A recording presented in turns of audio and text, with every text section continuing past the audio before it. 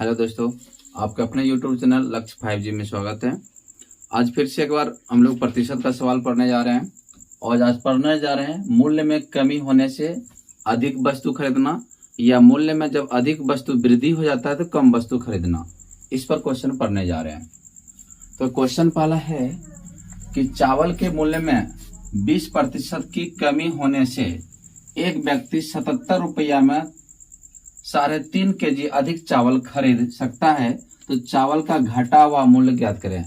कहता है कि चावल के मूल्य में 20% की कमी हो रहा है, तो एक व्यक्ति 77 रुपया में 3.5 kg यानी 3.5 kg अधिक चावल खरीद सकता है, तो चावल का घटा हुआ मूल्य क्या है।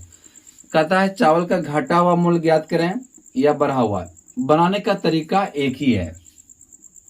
ऐसे भी हम लोग देखते हैं कि किसी वस्तु का जब दाम घट जाता है ना, तो वो चावल या कोई भी सामान खरीदते तो वो अधिक खरीद सकते हैं, या किसी वस्तु का दाम अगर बढ़ जाता है तो वस्तु को कम में मिलता है, यानी कम खरीदना पड़ता है। तो इसमें बहुत ही आसान है। कहता है 20% की कमी हो रही है। कितना कमी हो रही है? 20%। तो 20% का चिन्ह जब घसकेगा तो नीचे क्या आ जाएंगे? 100 आएंगे। इतना सबसे पहले कर लेना है। पहले जो है कमी या अधिक जो भी दिया हुआ है 20% है तो 20/100 लिखेंगे, गुना करेंगे।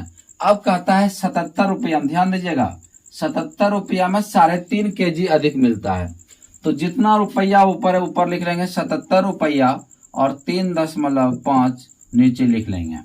अब इनको सॉल्व कर लेंगे। जितना आंसर आएगा वो आपका घटा हुआ मूल्य ज्ञात हुआ। कितना क्या निकलेगा? घटा हुआ मूल्य ज्ञात करेगा। तो इसको सॉल्व करते हैं। सबसे पहले याद है कि दशमलव दिया हुआ है, दशमलव जब ये कटाएंगे तो ऊपर क्या आ जाएगा? एक 0 आ जाएंगे। अब देखिए ये 7 से इसको कटा दीजिए, 1 0 से 1 0 ये कैंसिल हो गया।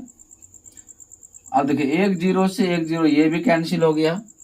अब देखिए ये 7 से कटेगा, अगर 77 ये 7 से कटा रहे हैं तो 77 और 7 से जब कटाएंगे तो 7 5 कितना हुआ? 35। अब तो 5 से कटेगा नहीं। 11 गुना 2, 11 दूनी 22/5। जब 22 में 5 से भाग दीजिएगा आपका आएगा 4.40 आंसर। तो आपका देखिए ऑप्शन नंबर कौन सा सही हो गया? ऑप्शन नंबर बी सही हो गया। तो आशा करते हैं आप लोग समझ में आ गया होगा। फिर से एक बार समझिए।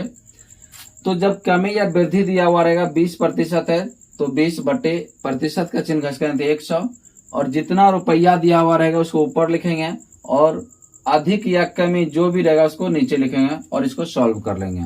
कटा के जो आंसर आएंगे वही आपका क्या हो जाएंगे? उत्तर हो जाएंगे। इसी तरह का एक और क्वेश्चन चलते हैं। Question number 2। क्वेश्चन नंबर 2 है कि चीनी के मूल्य में 40% की वृद्धि के कारण कोई आदमी 600 रुपया में 6 kg कम चीनी खरीद पाता है। कितना में? 600 रुपया में 40% की वृद्धि के कारण, कितना? 40% की वृद्धि के कारण 600 रुपया में 6 kg कम चीनी खरीद पाता है। अगले था कमी होने से ज्यादा खरीद रहा था। इस बार सेम वही है कि इस बार की वृद्धि से के कारण 40% की वृद्धि के कारण 600 रुपया 6 kg कम चीनी खरीद पाता है। तो कहता है चीनी का प्रति केजी बढ़ा हुआ मूल्य क्या होगा। इस बार क्या निकलना है? बढ़ा हुआ मूल्य ज्ञात करना है। तो यहाँ भी उसी तरह का ये कमी का है या तो अधिक का है, या वृद्धि का है या तो कमी का है, कुछ भी निकालना हो तो एक ही तरह का बनेगा। जैसे 40% तो क्या लिखेंगे? 40% का चिन्ह घसकेगा तो 100 लिखेंगे, गुना। अभी बताए थे जितना रुपया में खरीद रहा है 600 रुपया में खरीद रहा है तो 600 ऊपर लिखेंगे और 6 kg को नीचे लिखेंगे। अब इसको सॉल्व कर लीजिए। देखिए सबसे पहले ये 2 0 से ये 2 0 कैंसिल, 6 1 6 1 बार कैंसिल, 40 गुना कितना? 40। तो कहता है चीनी का प्रति केजी बढ़ा हुआ मूल्य ज्ञात करें, यानी 40 रुपया प्रति केजी आंसर। यानी हर केजी वो 40 का क्या हो गया? वृद्धि हो गया, यानी 40 रुपया पर केजी। क्या लिखेंगे? 40 रुपया प्रति केजी बढ़ा हुआ मूल्य था। चलते हैं क्वेश्चन नंबर 3 की ओर। क्वेश्चन नंबर 3 है कि सेब के मूल्य में 25% की कमी होने पर, इस बार क्या हो गया, सेब में 25% का दाम क्या हो गया, कम हो गया। अब ग्राहक को 240 रुपया में 2 केजी सेब अधिक खरीद सकता है, तो कहता है सेबों का घटा हुआ मूल्य क्या हुआ, यानी कितना रुपया मूल्य घट गया। तो यहाँ भी वही करेंगे, क्या बताए थे, 25%, प्रतिशत का चिन्ह घस के बाद नीचे 100 लिखेंगे, गुना 240 रुपया में 2 केजी सेब अधिक खरीदता है, तो 240 को ऊपर लिख देंगे और 2 केजी को क्या कर देंगे, नीचे लिख देंगे। अब इसको सॉल्व कर दीजिए। देखिए जहाँ 1 0 से 1 0 ये कैंसिल हो गया, 2 से देखिए ये कटा दिए, 2 से कटाएंगे तो 12 दूनी 24 आ जाएगा। फिर ये दोनों देखिए 5 से कटेगा, 5 दूनी 10, 5 है 25, 2 से देखिए फिर 12 कट जाएगा, 2 6 12, कितना गया, 6 गुना 5 6 पंचे 30 रुपया। तो आपका ऑप्शन नंबर 35 45 40 30 आ गया, तो आपका ऑप्शन नंबर डी हो जाएगा। चलते हैं क्वेश्चन नंबर 4 की ओर। अब है क्वेश्चन 4, ये क्वेश्चन थोड़ा चेंजिंग है, टाइप अलग है। परीक्षा में कम और अधिक अंक वाला प्रश्न। अब दूसरा टाइप का क्वेश्चन है कि परीक्षा में कम और अधिक आने वाला प्रश्न है। कहता है सुनीता को उत्तीर्ण होने के लिए 35%, कितना, 35% की अंक की आवश्यकता थी। उसने 140 अंक प्राप्त किए और वह 7 अंकों से अनुत्तीर्ण हो जाती है, तो परीक्षा में अधिकतम अंक कितने हैं, यानी परीक्षा में पूर्णांक कितना है, ये आपको निकालना है। तो इसमें इस हिसाब को लॉजिक से बनाइए तो जल्दी आसान होगा, ट्रिक लगाइए तो हो सकता है कभी भुला भी जाए, तो इसको लॉजिक से इसको सॉल्व कीजिएगा, है ना। तो कहता है सुनीता को उत्तीर्ण होने के लिए 35% की अंक की आवश्यकता थी, कितना, यानी टोटल मार्क्स उसको चाहिए कितना, 35% अंक लाना था, लेकिन उसने 140 अंक प्राप्त किए और 7 अंक से क्या हो गया, अनुत्तीर्ण यानी फेल हो गया। तो 35% अंक, यानी प्रतिशत में उसको 35% अंक लाना था, लेकिन उसने 140 अंक लाए और 7 अंक से क्या हो गया, फेल हो गया। यानी वो 140 अंक तो लाया लेकिन 7 अंक से क्या हो गया, फेल आ गया। यानी 7 अंक और अधिक अगर वो लाती तो वो पास हो जाता। यानी प्रतिशत में पास होने के लिए 35% चाहिए और अंक में पास होने के लिए 140 तो लाया लेकिन 7 अंक से फेल हो गया। यानी पास मार्क कितना हो गया उसका, 35% बराबर 140 और 7 147। यानी प्रतिशत में उसको 35% अंक लाना था और पास होने के लिए 147 अंक लाना था, तब वो पास हो जाता। तो कहता है परीक्षा में अधिकतम अंक कितने, यानी आपको पूर्णांक निकालना है। पूर्णांक टोटल 100 होता है, तो 35% बराबर 147, तो 100% बराबर क्या होगा, यानी 100% बराबर वाट कर लेंगे। तो निकालेंगे कैसा, बहुत ही आसान है।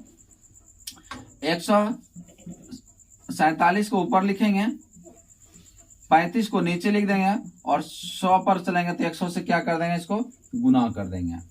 यानी 35% बराबर 147, तो 100% बराबर हुआ। तो 35 बटे यानी 1% का निकालने के लिए 147 बटे 35 करेंगे और 100% निकालने के लिए 100 से क्या कर देंगे, गुना कर देंगे। अब कटाइए, 5 से इसको कटा दीजिए, 5 7 35, 5 से इसको कटा रहे हैं, 5 दूनी 10, 0 का 0। फिर देखिए 7 से कट जाएगा, 7 दूनी 14, 7 1 7, 21 गुना 20, तो 21 दूनी कितना हो गया, 42, इस पर 1 0, यानी 420 अंक। तो परीक्षा में कुल अंक कितने हैं, 420 हैं। इसी टाइप का क्वेश्चन नंबर 5 चलते हैं। क्वेश्चन नंबर 5 है कि एक विद्यार्थी ने एक परीक्षा में 20% अंक प्राप्त करता है, कितना, 20% अंक प्राप्त करता है। क्वेश्चन नंबर 5 है कि एक विद्यार्थी ने एक परीक्षा में 20% अंक प्राप्त करता है और वह 10 अंक से फेल हो जाता है। यानी यहां देखिए, यहां 2 विद्यार्थी है, एक विद्यार्थी यहाँ पे है, एक अन्य विद्यार्थी यहाँ भी है। तो यहाँ पे लिखते हैं फर्स्ट जो विद्यार्थी है उन्होंने 20% अंक प्राप्त किया और वह 10 अंक से फेल हो गया। यहाँ माइनस लिख दिए हैं, है ना। थोड़ा लॉजिक से बनाइए जो कि आसान लगेगा, ट्रिक्स पर चलिएगा थोड़ा सा तो भुलाने की कोशिश हो जाएगी, यानी भुला सकते हैं, तो ट्रिक पर बनाइए। तो 20% अंक करता है वह 10 अंक से फेल हो जाता है, तो माइनस लिख दिए 10 अंक। फिर कहता है एक अन्य विद्यार्थी 42% अंक प्राप्त हुआ। कितना? जो दूसरा विद्यार्थी है उसको उसी परीक्षा में 42% अंक प्राप्त हुआ और वह न्यूनतम अंक से 1 अंक अधिक लाया, यानी जितना में पास होना था वो 1 अंक जो है अधिक लाया। कितना लाया? 1 अंक ज्यादा लाया। ठीक, तो कहता है परीक्षा में पूर्णांक कितना, तो परीक्षा का पूर्णांक कितना है। तो यहाँ ध्यान दीजिएगा, पहला जो विद्यार्थी है उसने उसी परीक्षा में 20% अंक लाया और वह 10 अंक से फेल हो गया। दूसरा जो विद्यार्थी था उसने 42% अंक लाया और पास मार्क से 1 अंक अधिक लाया। तो कहता है परीक्षा में पूर्णांक, ये परीक्षा का पूर्णांक कितना, यानी कितना का परीक्षा था। बहुत ही आसान सवाल है। सबसे पहले हम ये देखेंगे कि ये जो पहला विद्यार्थी से जो दूसरा विद्यार्थी है कितना प्रतिशत ज्यादा लाया है। प्रतिशत में हम देख रहे हैं 20 से 42 लाया है, इसका मतलब है ये 20 दूनी 40 दो 42, यानी 22% अंक जो है ज्यादा लाया है। कितना लाया है? 22% अंक ज्यादा लाया है। अब देखिए पहला विद्यार्थी से दूसरा विद्यार्थी ने कितना अंक ज्यादा लाया है, ये 10 अंक से फेल हुआ है। यानी पास अगर 10 अंक लाता और पास होता और 1 अंक ये अधिक लाया, यानी इससे और इससे ये 11 नंबर अधिक लाया है।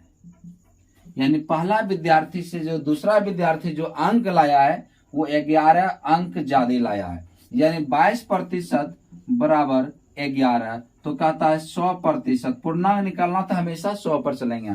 तो 22% बराबर 11, तो 100% बराबर क्या होगा? इससे तुलना करेंगे। देखिए इसका ये आधा है, अगर इसका ये दुगुना तो इसका भी ये दुगुना करेंगे। 11 का आधा 22 है, तो 100 का आधा कितना होगा? 50, यानी 50 आपका आंसर हो गया। यानी 22% बराबर 11, तो 100% बराबर क्या होंगे? तो 100% बराबर ऐसे भी निकालेंगे, तो 11 अब बटे कितना? 22, अब प्रतिशत 100 पर चलेंगे, 100 से क्या कर देंगे? गुना कर देंगे। तो 11 का 22 और 2 से करेंगे तो 50। कितना आ गया? 50। यहाँ भी 50 है। तो आपका ऑप्शन नंबर कौन सा सही हो जाएगा? क्वेश्चन नंबर 1 सही होगा।